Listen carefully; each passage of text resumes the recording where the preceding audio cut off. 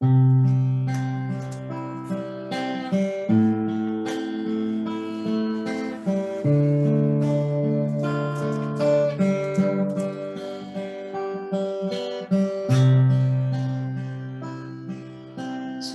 아름다운 곳이라 주님의 세계니 정말로 내가 나가고 솔직할 수 있는 곳 조금이라도 내 그나마 말할 수 없는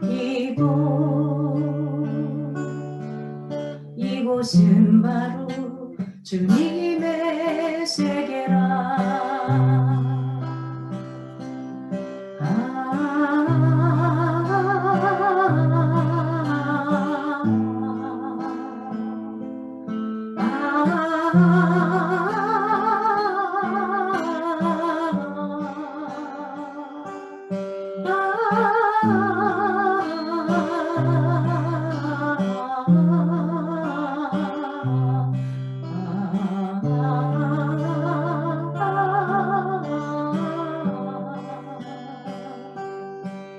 세상은 항상 말하네 그 길이 아니라고. 곱디고 은 길이 있는데 왜 힘들게 사냐고. 단순한 선택조차 내게 버겁기만 한 곳. 그래도 나는 주님만 따르리. 참 아름다워라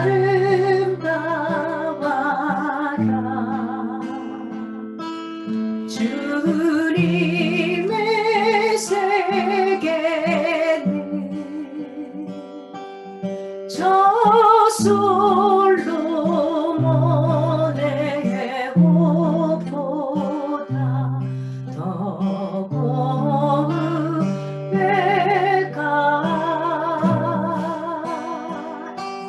주 찬송하는 듯 저 맑은 새소리 내 아버지의 지으신 그 솜씨 깊도다.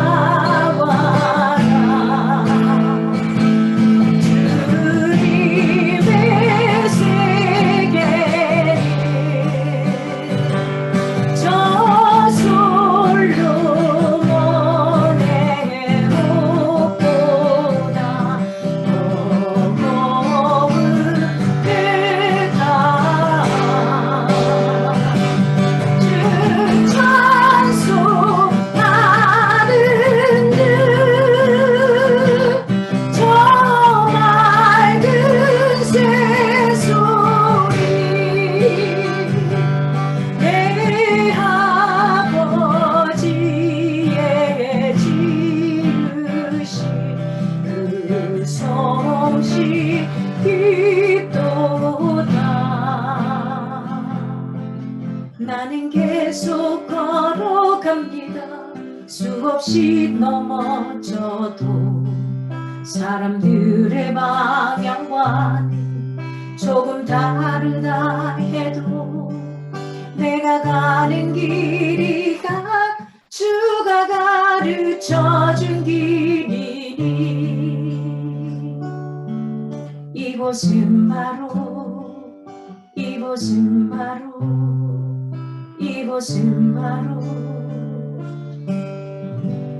주님의 세계라.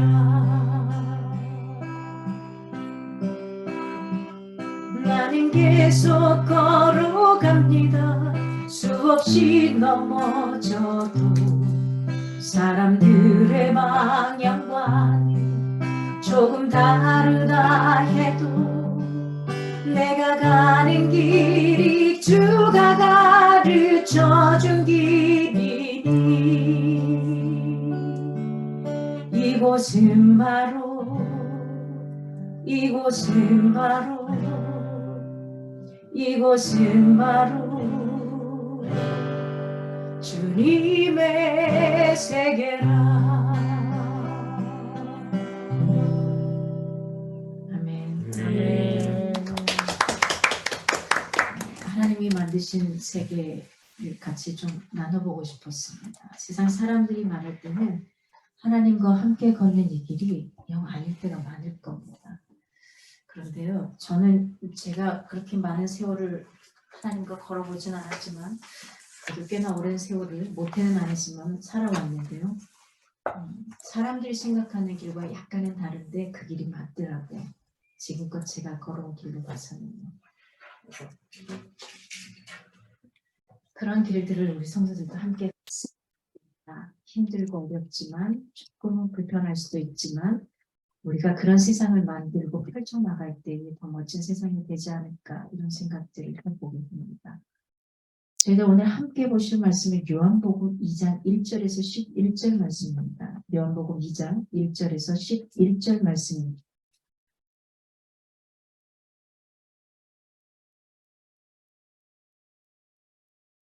요한복음 2장 1절에서 11절 말씀, 제가 한 절, 여러분이 한 절 있는 곳에서 함께 공독하도록 하겠습니다. 사흘째 되던 날 갈릴리 가나에 굴레가 있어 예수의 어머니도 거기 계시고 예수와 그 제자들도 hun명의 청함을 받았더니 포도주가 떨어진지라 예수의 어머니가 예수에게 이르되 저들에게 포도주가 없다 하니 예수께서 이르시되 여자여 나와 무슨 상관이 있나이까 내 때가 아직 이르지 아니하였나이다. 그의 어머니가 하인들에게 이르되 너희에게 무슨 말씀을 하시든지 그대로 하라 하니라. 거기에 유대인의 정결 예식을 따라 두세 통 드는 돌화물이 6이 놓였던지라. 예수께서 그들에게 이르시되 항아리에 물을 채우라 하신즉 아귀까지 채우니 이제는 떠서 연회장에 갖다 주라 하심에 갖다 주었더니 연회장은 물로 된 포도주를 맛보고도 어디서 났는지 알지 못하되 물 떠온 하인들은 알더라. 연회장이 신랑을 불러 말하되 사람마다 먼저 좋은 포도주를 내고 취한 후에 낮은 것을 내거든 그대는 지금까지 좋은 포도주를 두었다 하니라. 예수께서 이 첫 표적을 갈릴리 가나에서 행하여 그의 영광을 나타내심에 제자들이 그를 믿으니라. 그 후에 예수께서 그 어머니와 형제들과 제자들과 함께 가버나움으로 내려가셨으나 거기에 여러 날 계시지는 아니하시니라. 아멘. 오늘 내용은 굉장히 우리가 잘 아는 예수님이 사역을 시작하고 첫 번째 여기 요한은 이적이라는 표현보다는 표적이라는 표현을 씁니다. 그래서 약간 다른 의미를 갖고 있습니다. 그래서 오늘 제목을 가나안 분의 잔치 이렇게가 아니고 때가 뭘까요? 때 그러면 떠오르는 거 있으십니까?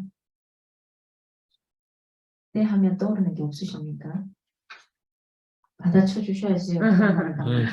때 하면 떠오르는 게 뭐가 있을까요? 없으신가요?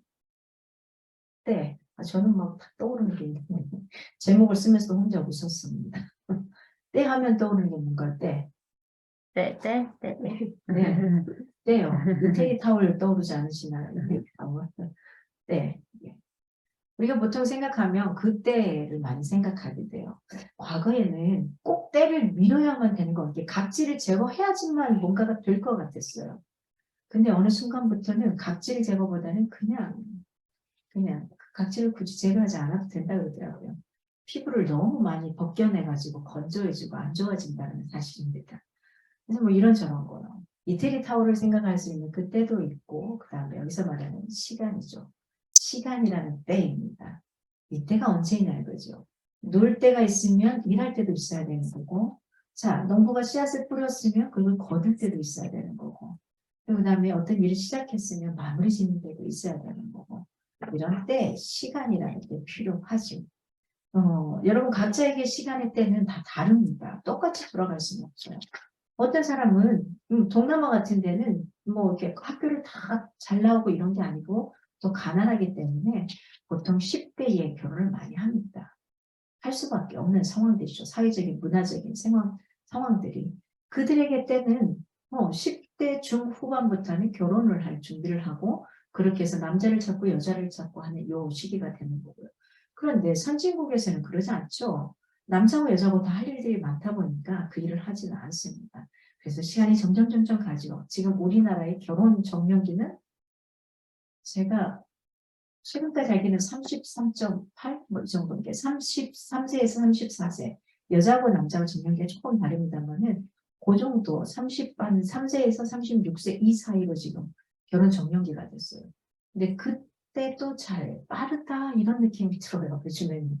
그죠? 뭐 하고 조금 학교 졸업하고 이것저것 하고 나면 그냥 시간이 흘러버리는 이런 순간이 많은 것 같습니다. 때는 각자에게 다르다. 각자에게 다른데 어떤 때를 가지고 내가 살아야 되는 겁니다. 가나안 혼인잔치의 이적은 예수님께서 본격적으로 공생의 사역을 개시하기 이전, 곧 제1차 갈릴리 사역을 개시하기 이전에 초기 유대 사역 기간 동안 유대와 갈릴리 지역을 오고 가면서 사역을 행하실 때의 그 사건입니다. 굉장한 의미가 있는 사건이기도 해요. 이 사건이 단순하게 물이 변하여 포도주 됐네. 주일학교에서 부르는 이 단순한 노래가 아닙니다. 이 노래를 넘어서는 거죠. 예수께서 메시아로서의 신성, 내가 신이다라는 거. 이걸 많은 사람들 앞에 사실은 공개적으로 입증해 보였던 첫 번째 사건이 오늘 가나안 혼인잔치의 자리입니다. 그래서 오늘 본문을 조금 쪼개서 볼게요. 우리가 두리뭉실하게 한다면 굉장히 간단하게 할 수 있는 건데 조금 더 우리는 디테일하게 보겠습니다. 예수님께서 가나 혼인잔치에 참석하는 장면이 1절에서 2절에 나와요. 예수께서는 누가 초대하든지 사실은 기꺼이 응하셨던 분이에요. 죄인이 초대하든 저기서 뭐 거렁뱅이가 초대하든 누가 초대하든 상관없었던 것 같아요. 그래서 오늘 1절에 사흘 되던 날에 예수님의 첫 번째 이적이자 표적이었던 가나 혼인잔치에서 물을 포도주로 변화시키는 일이 일어나죠. 이건 내 자신이 예수님 자신이 신적인 능력이 있다는 걸 스스로 입증하여 보여주신 사건입니다. 이 사건은 만물에 대하여 지니신 어떤 거냐면 메시아의 신적 주권을 굉장히 선명하게 그려주는 장면이기도 해요. 감히 누구도 행할 수 없는 일들이거든요. 그래서 동시에 혼인잔치에게 또 기쁨을 계속해서 마지막까지 주는. 그래서 혼인잔치의 기쁨을 통해서 예수 그리스도가 이 땅에 오신 그 도래라고 표현하는 이 땅에 오심에 대해서 하나님 나라의 복된 성격을 사실은 상징적으로 보여주고 있는 장면. 이게 바로 가나안 혼인잔치의 이적의 행함입니다. 갈릴리 가나에 혼인이 있어. 첫 번째 표적을 행한 곳이 바로 혼인잔치로. 굉장히 깊은 의미가 있습니다. 혼인잔치는. 즉 이것은 장차 이루어질 어떤 잔치일까요? 천국의 혼인잔치를 이야기합니다. 이 사람 저 사람 다 같이 모여 예수님과 함께 지낸 그 혼례잔치를 이야기하는 겁니다.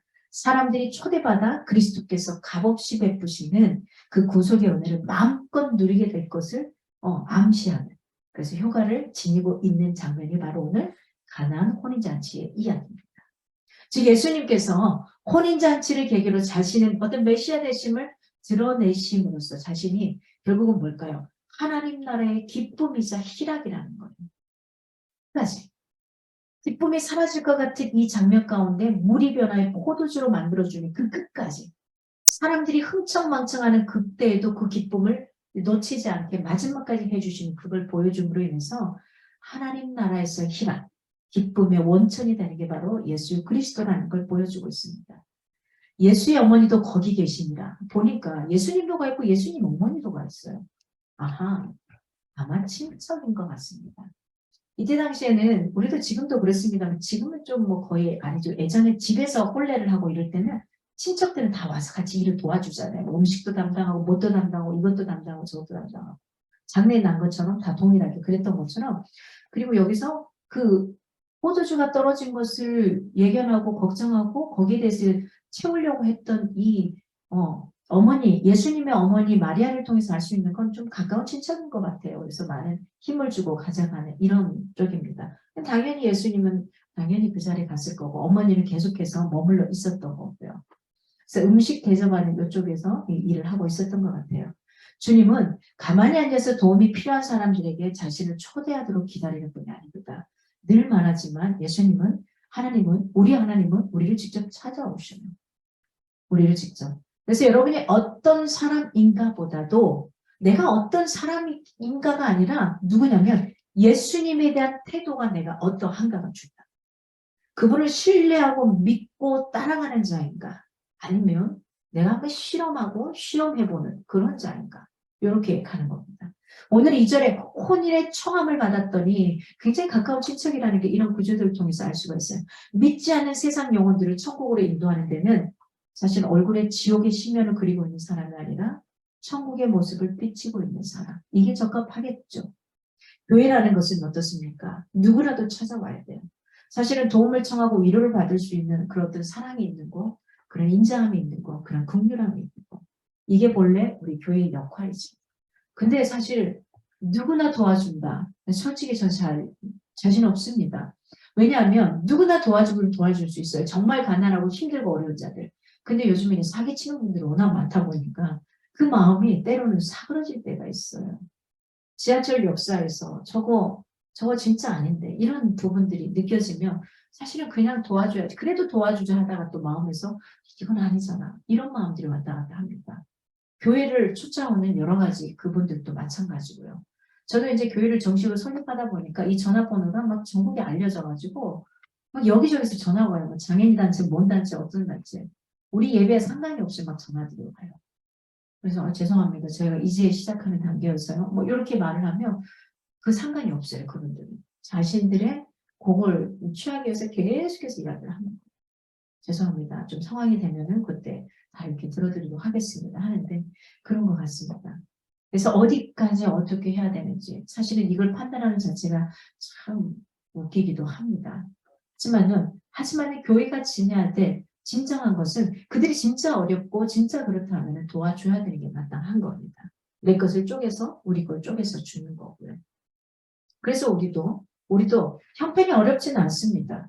형편이 그렇다고 풍성하지는 않습니다. 그러나 우리가 할 수 있는 범위에서 벌써 이제 지금 2곳을 계속해서 고정적으로 돕고 있습니다. 큰 금액이 아니라도. 그렇습니다. 예수님께서 가나안 혼인 잔치에 참석하셨던 그런 의의를 한번 바라봤습니다. 3절에서 5절에 보니까 잔치집에 포도주가 모자라요. 마리아가 예수께 도움을 요청합니다. 자, 이때 당시에 잔치집에 포도주는 엄청나게 중요했습니다. 마지막 순간까지 있어야 돼요. 떨어지면 안 돼요. 어때요, 여러분? 결혼식장 가보면 뭐 갖고 이야기하던가요? 신랑 신부가 예쁘네 이런 거 이야기 안 해요. 주례사가 어쨌든 이거 이야기 안 해요. 음식이 맛있었나 맛없었나요? 여기 갔더니 괜찮더라 저희 갔더니 아니더라. 요거예요. 그래서 이 포도주가 모자란다는 것은 굉장히 큰 문제가 되는 겁니다. 모든 문제를 사실은 우리 마리아 엄마임에도 불구하고 엄마는 예수님의 그 신성을 알았겠죠. 왜? 그 아들을 잉태할 때 이미 신비스러움으로 잉태를 했었잖아요. 그가 그 전에는 그 어떤 것도 요청하지 않았지만은 이제 이때가 되어서 모든 문제를 예수님과 상의하는 어머니를 볼 수 있습니다.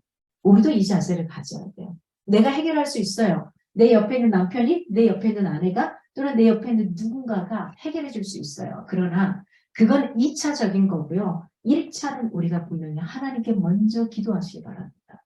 기도하면서 지혜를 구하고 그럴 단계에 내 남편을 통해서 어떤 답들이 더 확실히 확연하게 되고 또 드러나게 되고 또 내가 아는 그 누군가를 통해서 그 문제가 더 부각돼서 제대로 처리하게 되고 그렇습니다. 어떤 그 순간에 이거 급박한 순간에 어떻게 기도해요? 마음으로 기도하시는 것보다 하나님 어떻게 해요? 이런 거 하나님 다 하셔요. 하나님 어떻게 해요? 아니 하나님만 불러도 하셔요. 그래서 중요한 순간에 하나님과 예수님과 상의하는 좋은 습관을 우리가 가져갈 수 있으면 좋겠습니다. 그렇죠. 오늘 포도주는 오늘날 우리가 취하기 위하여 마시는 술의 용도와는 사실은 조금은 다릅니다. 갈증을 해결하기 위한 음료수로서의 기능이 있었던 겁니다. 예나 지금이나 잔치의 흥을 반드시 필요한 게 이제 포도주, 그렇죠? 그래서 이게 바닥이 난다는 심각한 문제였습니다. 당시의 랍비들이 선생님들이 포도주가 없으면 기쁨이 없다라고 할 정도였어요. 그래서 이 잔치의 포도주는 필수품이었습니다.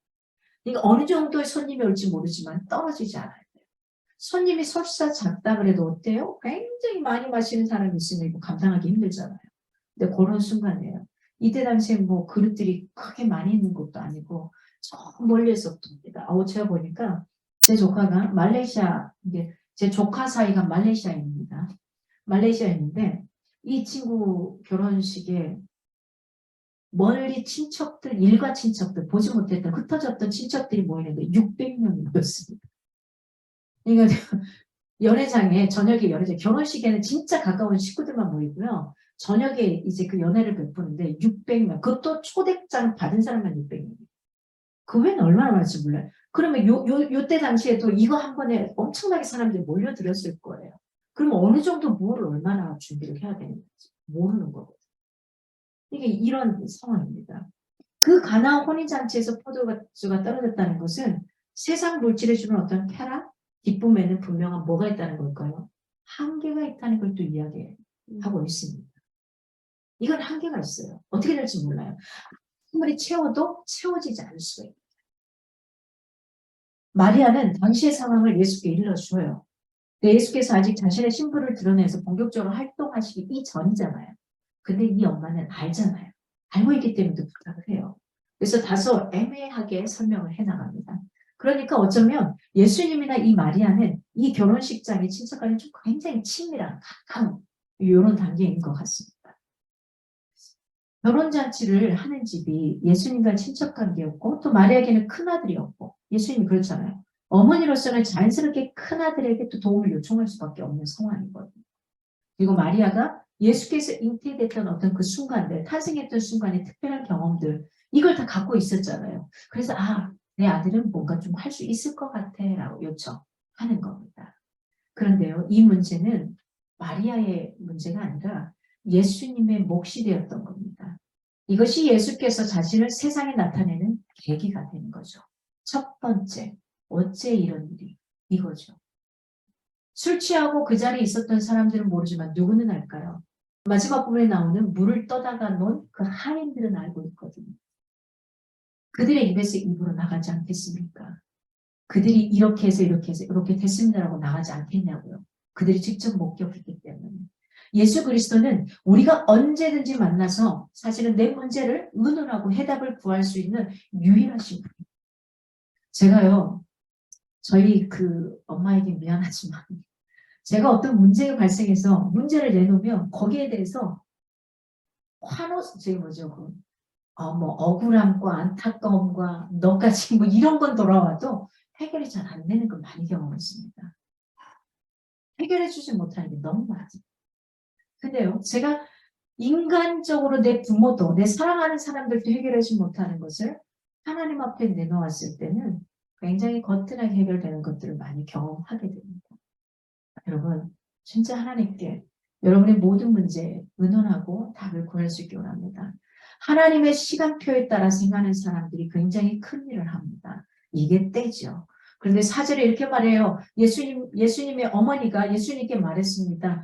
야, 포도주가 떨어졌어. 그랬더니 이렇게 답이 나오죠. 여자여 나와 무슨 상관이 있나요?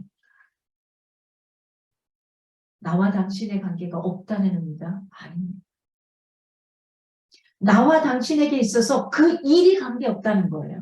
이건 뭐냐면 당신이 생각하는 그 때하고 예수 그리스도의 신성을 가진 나의 때하고는 다르다는 그 표현을 한 겁니다. 버릇없이 한 게 아니에요. 예수께서는 당신이 행하실 기적의 성격을 보다 분명하게 하신 겁니다. 아직은 내 때가 아니다 이거예요. 알겠으나 아직은 내 때가 아니야. 지금은 내가 어떤 힘을 발휘할 때가 아니야. 나의 때는 하나님께서 정하신 때입니다. 이는 죽음과 부활을 통해서 자신에게 주어진 구속사적인 역할을 완성할 때 가리키는 겁니다. 예수께서는 모든 일을 생각하세요. 예수님도 자신의 시간표대로 움직이지 않았어요. 누구의 시간표대로 움직였을까요? 성부 하나님의 아버지의 시간표대로 행하셨다. 내가 지금 당장 할 수도 있지만은 내 시간표대로 가지 않는 겁니다. 마찬가지입니다. 우리가 살아가는 데 있어서도 마찬가지입니다. 내가 당장 무엇인가를 할 수 있어서 할 수 있을 것 같아서 나가지만은 그건 내 시간표예요. 그래서 찌그러지기도 하고 박살나기도 하고 힘들어지기도 합니다. 그러나 그 순간에도 뭘 기다려야 되냐? 하나님이 내 인생에 맞춰 놓으신 그 시간표를 당기든지 뒤로 가든지 해나가는 겁니다. 잠언 16장 9절에 이렇게 말합니다. 사람이 마음으로 자기 길을 계획할지라도 그 걸음을 인도하시는 이는 여호와시다. 하나님이 아니면 내가 아무리 계획해도 하나님의 때에 이루어지지 않습니다. 하나님을 배제한 채 자기 뜻대로 행하려는 자는 결국은 실패하며 살 수밖에 없는 겁니다. 모든 일이 계획대로 잘 되는 것 같습니까? 굉장히 엉뚱한 결과를 초래하는 경우를 많이 경험해 보셨을 겁니다. 그렇습니다. 그러므로 하나님의 계획과 목적을 알고 행하는 것이 굉장히 무엇보다도 우리에게는 필요하고 중요합니다. 여러분, 아무 때나 씨를 뿌린다고 열매가 맺어지는 건 아니잖아요. 화종하는 시기가 있잖아요. 그렇죠? 꽃에 제가 화분에 왜 화분이 잘 죽을까 했더니 화초를 잘 기르는 제 친구가 그러더라고요. 10시 이전에, 오전 10시 이전에 물을 주고 오후 3시 이후에 물을 주라 그러더라고요. 물도 아무 때나 준다고 해서 이 화초들이 잘 자라지 않는데요. 근데 결국 그 친구가 잘 길러서 분갈이에서 준 화분이 저는 또 죽였습니다. 제때 물을 못 줘서 죽어가더라고요. 결국은 버리게 되고 그렇습니다, 여러분. 아무 때나 씨를 뿌린다고 열매가 맺는 것은 아닙니다. 그래서 전도서 3장 1절에 이렇게 표현합니다. 천하의 범사가 기한이 있고 모든 목적이 이룰 때가 있다. 아멘. 우리는 모든 일을 하나님의 시간표에 따라 행하도록 습관을 들여야만 합니다. 그러면 어떻게 그 시간표를 알 수 있을까요? 어떻게 알 수 있을까요? 나 모르는데요. 그렇죠. 그래서 필요한 겁니다. 매일 한 장씩 성경을 읽어가는 겁니다. 한 장이 아니어도 돼요. 한 구절만 봐도 돼요. 한 구절이 아니어도 돼요. 주일날 받은 말씀 중에 그것을 일주일 내내 묵상을 줘도 됩니다. 두 번째는 어떻게 하냐? 골방에 들어가 나만의 기도를 하는 겁니다. 야, 저는 주중에 너무 기뻤습니다. 우리 한 리더님이 고백해 주셨어요. 하루에 10분 기도하는 거 쉽지 않다라는 거. 그 고백이 옛 쓰고 있구나. 이 고백이었기 때문에 너무 행복했습니다. 여러분 쉽지 않아요. 진짜 쉽지 않아요. 그거 쉬운 거 아니에요. 저도 요즘에 고민하는 게 있어요. 하나님 기도하는 시간을 좀 더 늘려야 될 것 같아요. 기도할 건 많은데 제가 이 고민에 빠져 있습니다. 어떻게 늘릴까요? 이 생각을 하고 있습니다. 세 번째는 어떻게 하냐? 주의 종의 말에 경청하는 겁니다. 예배 가운데 나가는 거죠. 여러분, 철새들이 정해진 시기에 규칙적으로 이동하는 걸 아세요? 앞에 리더가 가는 대로 따라갑니다. 최근에 얼마 전에 고래떼들이 밍크 고래떼였나요? 저기 그 어느 나라 해변가에 막 떼죽음을 200마리 이상이 떼죽음을 한 거예요. 근데 얘들이 이렇게 죽을 수가 없대요. 그래서 이것저것 막 이렇게 고민을 하면서 나오는데 그 중에 한 가지 원인은 뭐냐면 그 중에서 리더인 고래가 물 밖으로 나오게 되면 자기들도 죽을 걸 알지만 따라 나오고 그래서 그냥 죽은 거예요. 따라 나왔어. 깊은 심연으로 들어가야 돼. 그러니까 이렇게 리더가 있는 이들은 자기가 움직이고 싶다고 이탈하지 않고 그냥 같이 움직이는 거예요. 같이 활동하고 같이 나가고 같이 가는 거예요. 그래서 리더가 굉장히 중요합니다. 여러분. 저를 위해서 기도를 많이 해주셔야 돼요. 그리고 여러분을 다 리더라고 한 것들은 우리 각자의 여러분의 역할에 따라서 저도 같이 따라가는 거고 우리 모두가 같이 따라가는 거예요. 그래서 우리가 리더로서의 그 역할을 잘 해내야 돼요. 그래서 끌어가는 사람이 없어요. 그냥 주저앉아 있을 수만은 없어요. 울고 싶다고 울고만 있을 수는 없다고요. 때로는 눈물이 나지만은 훌훌 털고 일어나서 내가 그 길을 닦아줘야지만 같이 가는 또는 뒤따라오는 자들이 함께 갈 수 있는 거고 나도 살고 그들도 살릴 수 있는 길 때문에 지금 해야 할 일들을 혹시 뒤로 미루고 있는 것은 아니죠. 아직 기다려야 할 때인데 조급한 마음으로 절제하지 않고 서두르고 있지는 않는죠. 우리 모두가 부단히 자기를 살펴서 던져야 할 질문들입니다. 무슨 일이든지 주님께서 명하신 때에 열심히 하는 사람이 사실은 잘 삽니다. 믿음에는 하나님의 마음을 움직이는 힘이 있습니다. 믿음은 상관없는 일을 상관 있게 만들어줘요.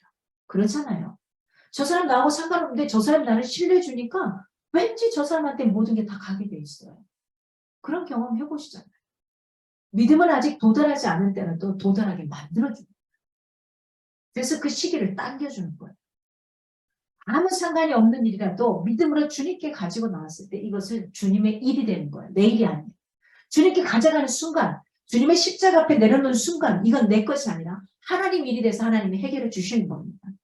아직 때가 이르지 못했을지라도 뭐요? 주님으로 하여금 마음을 움직이게 할 수 있는 저와 여러분이 됐으면 좋겠습니다. 믿음은 하나님의 마음을 움직이게 하는 힘입니다. 여러분, 바른 기도를 할 때 응답에 대한 확신이 있는 겁니다. 5절에 하인들에게, 여기서 하인들은요, 옛날에 그 돈을 주고 고용하는 하인은 아닙니다. 그냥 잔치집에 일을 돕는 자들, 이들로 볼 수 있습니다. 그러니까 이들은 마음만 먹으면 예수님이 어떤 말씀을 한다고 해도 거절할 수 있어요. 돈을 주고 고용한 하인들이 아니기 때문에. 따라서 특별히 마리아하고 말을 하죠. 부탁을 하죠. 이들을 찾아가서. 그가 무슨 말을 하든 그대로 좀 들어주라고 이야기를 하는 겁니다. 그러니까 어떤 실수도 발생하지 않도록 미리 조치를 취하는 거예요. 너희에게 무슨 말씀을 하시는지 그대로 하라. 이것을 직역하면 그가 너희에게 말씀하시는 것은 무엇이든지 너희가 행하라. 이걸 강조하고 있어요. 이 하인들은 그분이 말씀하시는 것이 무엇이든지 설사 그것이 전혀 사리에 맞지 않다 할지라도 이상하게 들리다 할지라도 그가 말씀하셨다는 이유만으로 이의를 제기하지 말아라. 이의를 제기하지 말고 즉시 행해라. 이걸 부여받은 겁니다. 예수님에 대한 마리아의 어떤 신뢰감을 알게 하면 동시에 성도가 주님의 말씀에 우리가 어떻게 반응해야 되는가를 이야기하고 있기도 합니다. 여러분, 기도는 독백이 아닙니다. 나를 사랑하는 아버지께 내가 청원하는 겁니다. 부탁을 드리는 겁니다. 주님의 말씀에 절대 순종하는 것이 진짜 참 믿음입니다. 인간의 말 좋습니다. 그 말보다 앞서야 되는 것은 하나님의 말씀입니다. 이게 앞서고 인간의 말들은 플러스 첨가되는 겁니다. 참고할 참고 사항입니다. 하나님 앞에 다이렉트로 받으시기 바랍니다. 가장 중요한 것들은. 그래서 기도 부탁이 필요한 겁니다. 왜? 나 혼자 깨닫지 못하니까 혹시 기도하다 보면 깨달음이 오기도 하거든요. 같이 깨달아지고. 믿음은 아브라함이 보여주었듯이 주께서 지시하는 것을 무조건 수용하는 태도예요. 아브라함이 어떻게 보였습니까? 잘 살고 있었습니다. 부자로 부유하게 이상 없이 잘 살고 있었습니다. 그런데 창세기 12장이 이렇게 말합니다. 아브라함아, 너는 네가 살고 있는 그걸 떠나서 내가 지시하는 땅으로 가라 해요. 근데 그 지시할 땅이 광명이다 어디다가 아니에요. 그냥 지시할 땅으로 가라는 거예요. 그냥 걷다가 보면 그분이 말씀하시는 대로 따라가라는 거예요. 백세나 되어서 얻은 아들, 귀하게 얻은 첫 번째 자식을 모리아산의 번제로 바치라는 지시를 받아요. 그 속에서도 아브라함은 하나님을 분명히 믿었던 거죠. 그 믿음이 어마어마했던 거죠. 하나님 그렇게 가져가실 분이 아니라는 걸 알기에 그를 묵묵히 데리고 하나님 말씀하신 대로 행했던 겁니다. 이게 믿음입니다. 하나님의 명령과 지시에 대해서 내가 분석하고 계산하지 않는 것이 믿음입니다. 오늘 셋째로 6절에서 10절 예수께서 물이 변해 포도주가 되게 하는 2절을 베푸십니다. 주님의 말씀에 순종할 때 우리의 속사람이 변합니다. 오늘 6절에 유대인의 결례를 따라 이 결례는 뭐죠? 씻는 일이죠. 들어가면서 세 장씩을 중시했습니다. 굉장히 이 사람들은. 그래서 외출해서 돌아오거나 식사 전에 부지런히 씻었어요. 이것은 위생적인 차원의 씻음보다는 차라리 의식적인 불결, 이걸 깨끗하게 하는, 여기서 벗어나고자 하는 이런 어떤 제의적인 의미를 많이 가지고 있습니다. 그래서 집집마다 하나에서 두세 통씩 들어가는 물을 담아둬요. 그래서 큰 항아리들이 굉장히 여러 개 있습니다. 주님은 우리를 근본적으로 새로운 사람이 되도록 하기 위해 이 땅에 오셨습니다. 주님은 우리의 겉모습만 물로 씻기 위하여 오신 게 아니고요. 우리의 속사람을 완전히 새롭게 하기 위하여 오셨습니다. 주님은 우리의 겉모습만 물로 씻기 위해 오신 것이 아니라 우리의 속사람을 완전히 새롭게 하기 위해 오셨어요. 예수님의 말씀에는 사람이 넘볼 수 없는 권위와 능력이 있습니다. 오늘 7절에 항아리에 물을 채우라. 이 집에 당장 필요한 것이 물이 아니라 뭐가 필요한 거죠? 포도주였습니다. 근데 물을 채우래요. 그 물도 어디까지? 아구까지 채우래요. 아니, 여러분 이런 지금 이 연회장에서 포도주가 떨어져서 포도주를 사러 어디 갔다 오라지 아니면 뭐 어디 집에 가서 빌려오라든지 이래야 되는데 물을 채우래요. 여러분 어떻게 반응하시겠어요? 그냥 네 하고 하시겠습니까? 저는 막 따져 물을 것 같아요. 평상시 성격으로는 따져 물을 것 같아요. 아니 지금 정신이 없는 소리 뭐 물을 채워 지금 빨리 어디 집에 누구 집에 있는지 찾아보고 물어보고 다녀야 되는 거 아니냐고. 저는 굉장히 불평을 토로했을 것 같아요. 굉장히 의아하게 여겼을 것 같고 이 일을 제기했을 것 같습니다. 그것도 아구까지. 그리고 물 이 외에는 아무것도 섞지 말라는 거예요. 하나님이신 전능하신 예수님의 말씀을 믿고 그대로 쫓는 자들은 사실은 이성으로는 도저히 깨달을 수 없는 그런 역사를 보게 됩니다. 제 삶 가운데 이성으로는 이해할 수 없는 상황을 하나님이 너무 많이 보여주셨고 제 삶 가운데 저에게 경험하게 하셨어요. 그래서 언젠가는 지금 좀 글로 빨리 좀 써내야 되겠다는 생각이 들어요. 왜냐하면 지금 살아계신 하나님이시거든요. 그 지금 제 살아계신 그 하나님이 저에게 이성이 아닌 굉장히 저는 이성적인 사람입니다. 만나보면 너무 이성적인데 그 이성을 깨버리는 일들을 저에게 보여주십니다. 그래서 제가 자신 있게 이야기할 수 있고 나갈 수 있는 것 같습니다. 근데 물만 채우세요, 물만. 근데 8절에 이렇게 이제 떠서 나가라는 거예요. 연회장은 손님들에게 먹을 것과 마실 것을 제공하는 책임자입니다. 연회장. 그래서 갖다 주었더니 아무런 이의를 제기하지 않아요. 그리고 즉시 일을 행합니다. 그들이 다소 의혹이 있었음에도 불구하고 묵묵히 예수님의 말씀에 따라서 그를 거역하지 않고 행했어요. 뭔지 모르지만 예수님에게서 카리스마가 느껴졌을 것 같아요. 이들은 예수님의 신성을 몰랐을 겁니다. 근데 그에게서 느껴지는 뭔가 모르게 순종해야만 할 것 같은 이게 있었던 것 같습니다. 그래서 9절에 물로 된 포도주를 원래 물이었어요. 원래 물이었는데 예수님의 능력을 강조하기 위해서 그 어떤 것도 섞지 않았던 거예요.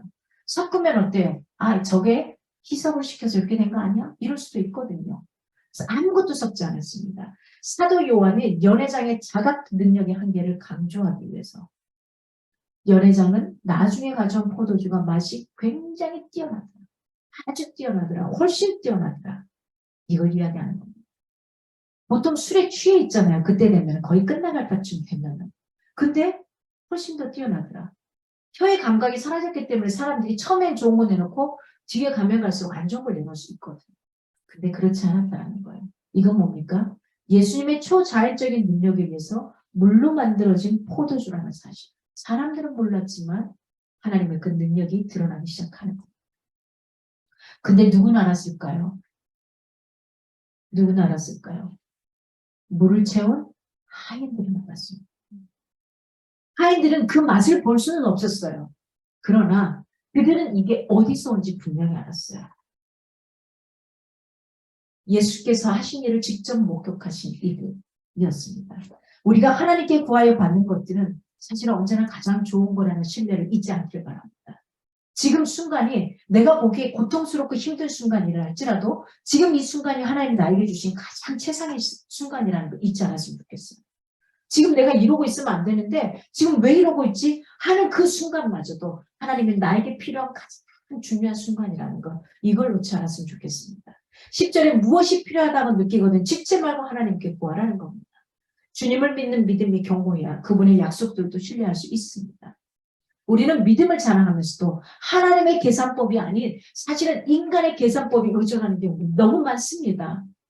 인간의 계산법을 의존하고 따라가지만 마지막으로 나락으로 떨어지는 케이스가 너무 많습니다. 여러분, 인간의 계산법이 아니라 하나님의 계산법으로 하나님의 때에 그렇게 살아갈 수 있기를 바랍니다.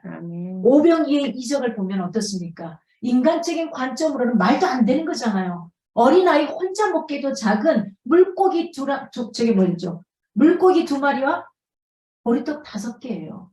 혼자 먹어도 배고픈 거예요. 이걸로 5,000명? 그 자리에 있는 남녀노소를 다 따지면 10,000명이 넘는 숫자를 어떻게 먹이냐고요. 인간의 계산법은 이겁니다. 이건 말도 안 됩니다가 되는 거고요. 그래서 내놓을 수 없습니다가 됩니다. 근데 하나님의 계산법은 그래서 말도 안 되기에 하나님 앞에 내놓습니다. 하나님이 하실 거기 때문에가 되는 거예요. 다 먹고 그 자리에는 모든 사람이 배불리 먹고도 남았더라잖아요. 남았더라. 여러분, 그때 역사하신 하나님이 오늘 역사 안 하실까요? 동일하십니다. 하나님이 다른 분은 아니라는 사실입니다. 그래서 마지막에 쭉 갑니다. 표적을 통해 제자들이 예수를 메시아로 더욱 믿게 되는 거죠. 요한복음의 특징 가운데 하나는 예수님의 이적을 표적이라는 말로 부각시켜요. 일반적으로 어떤 인격이나 사물을 다른 것과 구별하여 알게 하여 주는 독특한 표식을 가리킵니다. 표적이란 말은 요한이 쓴 이 표적이란 말은 예수의 이적은 단순히 사람들을 놀라게 하는 어떤 위대한 행동입니다. 그런데 이 표적이란 말은 그 행동 이상의 치유 이상의 의미를 지니고 있어요. 예수의 하나님 아들 되심을 나타내고 있는 겁니다. 그래서 표적입니다. 그래서 요한복음은 7가지의 표적이 앞으로 계속해서 주어질 겁니다. 요한복음에 기록된 이 7가지 표적 가운데 오늘 첫 번째가 혼인잔치에서 물이 변화해 포도주가 된 이적입니다. 이것은 결국 그리스도의 오심으로 인하여 이루어질 하나님 나라의 기쁨, 희락 이것을 보여주고 있습니다. 예수가 그리스도이심을 안다는 사실 그리고 인정한다는 사실 자체가 사실은 믿음은 아닙니다. 요한이 본문을 기록한 의도는 표적이 모든 사람에게 나타났지만 믿은 것은 제자들 뿐이라는 걸 강조하고 있어요. 12절 그 후에 그 잔치 결혼잔치 이후에 거기 여러 날 계시지 아니하니라. 이걸 통해서 성교의 근거지를 오래 체류하지 않고 또 다른 곳으로 또 다른 곳으로 또 다른 곳으로 떠나가셨다는 걸 볼 수 있습니다. 일정한 거처를 정하시고 사람들을 소집해서 어떤 전도하거나 복음을 전하는 것이 아니라 이곳 저곳으로 이동하면서 복음을 전하고 다니셨던 것을 볼 수 있습니다. 여러분, 가나의 혼인잔치에 예수께서 계시지 않았다면 어떤 결과가 생겼을까요? 어쩌면 잔치는 엉망이 되고 말았을지 모릅니다. 신랑과 신부는 굉장히 우울한 출발을 하게 되었을지도 모릅니다.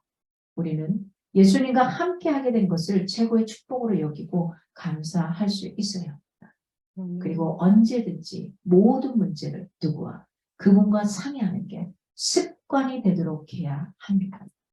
예수님으로 우리의 모든 문제들을 맡으시게 하면 최고의 삶을 살 수 있습니다. 예수님을 언제나 인생의 주로 모시고 늘 그분과 동행하길 원합니다. 하영록 목사님께서는 목사입니다. 그리고 대단한 사업가이기도 하죠. 그는 늘 비즈니스하러 갈 때마다 누군가를 만나러 갈 때마다 그가 들고 가는 게 있습니다. 책 잠언서를 들고 갑니다. 잠언을 통해서 주님 오늘 어떤 말씀 하시겠습니까? 내가 이 사람과 어떤 이야기를 하고 어떻게 해야 되겠습니까? 그 지혜를 구해서 나아가. 이게 우리의 삶에 큰 지혜가 되기를 바랍니다.